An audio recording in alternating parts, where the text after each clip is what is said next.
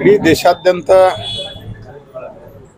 ಸನ್ಮಾನ್ಯ ನರೇಂದ್ರ ಮೋದಿ ಅವರ ನೇತೃತ್ವದಲ್ಲಿ ಭಾರತೀಯ ಜನತಾ ಪಾರ್ಟಿ ಪರವಾದಂಥ ಪ್ರಚಂಡವಾದಂಥ ಗಾಳಿ ಬೀಸ್ತಾ ಇದೆ. ಕರ್ನಾಟಕದ ಈ ಭಾಗದಲ್ಲಿ ಕೂಡ ನಿನ್ನಿನ ಅಮಿತ್ ಶಾ ಅವರ ಪ್ರವಾಸ, ಅದು ಹಾವೇರಿಯಲ್ಲಿರ್ಬೋದು, ಹುಬ್ಬಳ್ಳಿಯಲ್ಲಿರ್ಬೋದು, ಅದ್ಭುತವಾದಂಥ ಒಂದು ಮತ್ತು ಶಕ್ತಿಯನ್ನು ಕೊಟ್ಟಿದೆ. ಆದ್ದರಿಂದ ನಾವು ಕರ್ನಾಟಕ ಉತ್ತರ ಭಾಗದಲ್ಲಿ 14 ಈ ಸೀಟುಗಳನ್ನು ಗೆಲ್ಲುವ ನಿರೀಕ್ಷೆಯನ್ನು ಇಟ್ಕೊಂಡಿದ್ದೆ. ಅಷ್ಟು ವಿಶ್ವಾಸವೂ ಇದೆ. ಎರಡನೇದಾಗಿ ನಾನು ನಿನ್ನೆನೂ ಹೇಳಿದ್ದೆ, ಯಾವುದೇ ರೀತಿ FIR ಮಾಡಲಾರದೆ ಕೇಂದ್ರಕ್ಕೆ ಪತ್ರವನ್ನು ಬರೆದಿದ್ದಾರೆ ಸಿದ್ದರಾಮಯ್ಯನವರು ಪ್ರಜ್ವಲ್ ರೇವಣ್ಣ ವಿಷಯದಲ್ಲಿ. ಇದು ಒಂದು ರೀತಿಯಲ್ಲಿ ತಮ್ಮ ಜವಾಬ್ದಾರಿಯನ್ನು ನುಣುಚಿಕೊಂಡು ಬೇರೆದವರ ಮೇಲೆ ತಪ್ಪು ಹೊರಿಸುವ ಒಂದು ಪ್ರಯತ್ನ. ನನ್ನ ಪ್ರಶ್ನೆಗೆ ಕಾಂಗ್ರೆಸ್ ಪಾರ್ಟಿಯವರು ಮತ್ತು ಉಳಿದವರ ನಮ್ಮ ಪ್ರಮುಖರ ಪ್ರಶ್ನೆಗೆ ಈವರೆಗೆ ಒಂದೇ ಒಂದು ಉತ್ತರವನ್ನು ಕೊಟ್ಟಿಲ್ಲ.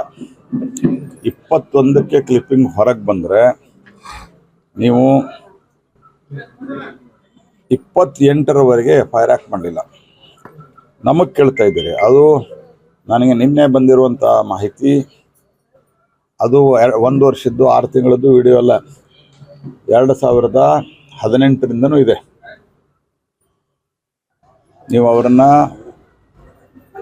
ನೀವು ಕಾಂಗ್ರೆಸ್ದವರು ಸೇರಿ JDS ಕಾಂಗ್ರೆಸ್ ಆ ಸಂದರ್ಭದಲ್ಲಿ ಇದೇ DK ಶಿವಕುಮಾರ್ ಸಿದ್ದರಾಮಯ್ಯ ಅವರ ಪರವಾಗಿ ಮತಯನ್ನು ಯಾಚನೆ ಮಾಡಿದರು.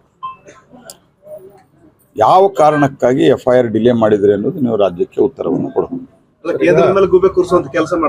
100%. ಬೇರೆ ಇನ್ನೇನಿಲ್ಲ. ನಾವು ಏನೂ ಇರಲಾರ್ದೆ ನಾವು ಹೆಂಗೆ ಅರೆಸ್ಟ್ ಮಾಡೋಕ್ಕಾಗತ್ತೆ? ನಾವು ಹೆಂಗೆ ತಡೆಯೋಕ್ಕಾಗತ್ತೆ? ಏನಾದರೂ ಬೇಕಲ್ಲ. FIR ಮಾಡಲಾರ್ದೆ ಎಲ್ಲ ಪತ್ರಿಕೆಯಲ್ಲಿ ಬಂದ ಮೇಲೆ 28ಕ್ಕೆ ಅವ್ರನ್ನ ಬಿಡ್ತಾರೆ, FIR ಮಾಡೋದಿಲ್ಲ, ಡಿಟೈನ್ ಮಾಡೋದಿಲ್ಲ. ಹಾಗಾಗಿ ಇದು ಒಂದು ರೀತಿಯಲ್ಲಿ ವೋಟ್ ಬ್ಯಾಂಕ್ ಪಾಲಿಟಿಕ್ಸ್. ಎಲ್ಲಿ ದೇವೇಗೌಡರ ಮೊಮ್ಮಗನ್ ಮುಟ್ಟಿದ್ರೆ ಗೌಡರು ಓಟ್ ಹೋಗ್ತಾವ ಅನ್ನೋಂಥ ಭಯಕ್ಕೆ ಮಾಡಲಾರ್ದೆ ಈಗ ಬೇರೆದವ್ರ ಮೇಲೆ ಗೂಬಿ ಕೊಡಿಸುವಂಥ ಪ್ರಯತ್ನವನ್ನ ಮಾಡ್ತಾರೆ. ಇದು ಪ್ರಜ್ವಲ್ ರೇವಣ್ಣನ ವಿದೇಶ ಕಳಿಸಲಿಕ್ಕೆ ದೇವೇಗೌಡರು ಪ್ಲಾನ್ ಹಾಕಿದ್ದಾರೆ ಸಿದ್ದರಾಮಯ್ಯನವ್ರು ಏನು ಬೇಕಾದ್ ಮಾತಾಡ್ತಾರೆ. ಅವ್ರ ಪ್ಲಾನ್ ಏನೋ ಬೇಕಾದ ಹಾಕ್ಲಿ, ನಿಮಗೆ ಸರ್ಕಾರಕ್ಕೆ ಏನು ದಾಡಿ ಆಗಿತ್ತು? ಇಡೀ ದೇಶಾದ್ಯಂತ ಸನ್ಮಾನ್ಯ ನರೇಂದ್ರ ಮೋದಿ ಅವರ ನೇತೃತ್ವದಲ್ಲಿ ಭಾರತೀಯ ಜನತಾ ಪಾರ್ಟಿ ಪರವಾದಂಥ ಪ್ರಚಂಡವಾದಂಥ ಗಾಳಿ ಬೀಸ್ತಾ ಇದೆ.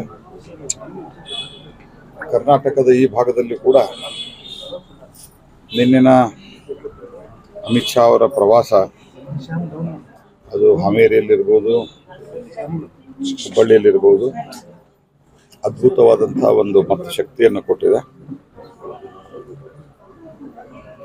ಆದ್ದರಿಂದ ನಾವು ಕರ್ನಾಟಕ ಉತ್ತರ ಭಾಗದಲ್ಲಿ 14 ಈ ಸೀಟುಗಳನ್ನು ಗೆಲ್ಲುವ ನಿರೀಕ್ಷೆಯನ್ನು ಇಟ್ಕೊಂಡಿದ್ದೆ. ಅಷ್ಟು ವಿಶ್ವಾಸವೂ ಇದೆ. ಎರಡನೇದಾಗಿ ನಾನು ನಿನ್ನೆನೂ ಹೇಳಿದ್ದೆ, ಯಾವುದೇ ರೀತಿ FIR ಮಾಡಲಾರದೆ ಕೇಂದ್ರಕ್ಕೆ ಪತ್ರವನ್ನು ಬರೆದಿದ್ದಾರೆ ಸಿದ್ದರಾಮಯ್ಯನವರು ಪ್ರಜ್ವಲ್ ರೇವಣ್ಣ ವಿಷಯದಲ್ಲಿ. ಇದು ಒಂದು ರೀತಿಯಲ್ಲಿ ತಮ್ಮ ಜವಾಬ್ದಾರಿಯನ್ನು ನುಣುಚಿಕೊಂಡು ಬೇರೆದವರ ಮೇಲೆ ತಪ್ಪು ಹೊರಿಸುವ ಒಂದು ಪ್ರಯತ್ನ. ನನ್ನ ಪ್ರಶ್ನೆಗೆ ಕಾಂಗ್ರೆಸ್ ಪಾರ್ಟಿಯವರು ಮತ್ತು ಉಳಿದವರ ನಮ್ಮ ಪ್ರಮುಖರ ಪ್ರಶ್ನೆಗೆ ಈವರೆಗೆ ಒಂದೇ ಒಂದು ಉತ್ತರವನ್ನು ಕೊಟ್ಟಿಲ್ಲ. 21ಕ್ಕೆ ಕ್ಲಿಪ್ಪಿಂಗ್ ಹೊರಗೆ ಬಂದರೆ ನೀವು 28ರವರೆಗೆ FIR ಆ್ಯಕ್ಟ್ ಮಾಡಲಿಲ್ಲ.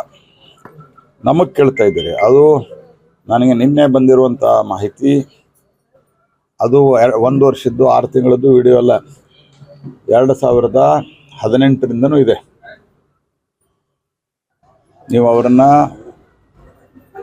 ನೀವು ಕಾಂಗ್ರೆಸ್ದವರು ಸೇರಿ JDS ಕಾಂಗ್ರೆಸ್ ಆ ಸಂದರ್ಭದಲ್ಲಿ ಇದೇ DK ಶಿವಕುಮಾರ್ ಸಿದ್ದರಾಮಯ್ಯ ಅವರ ಪರವಾಗಿ ಮತಯನ್ನು ಯಾಚನೆ ಮಾಡಿದರು.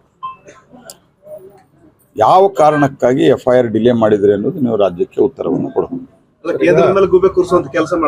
100%. ಬೇರೆ ಇನ್ನೇನಿಲ್ಲ. ನಾವು ಏನೂ ಇರಲಾರ್ದೆ ನಾವು ಹೆಂಗೆ ಅರೆಸ್ಟ್ ಮಾಡೋಕ್ಕಾಗತ್ತೆ?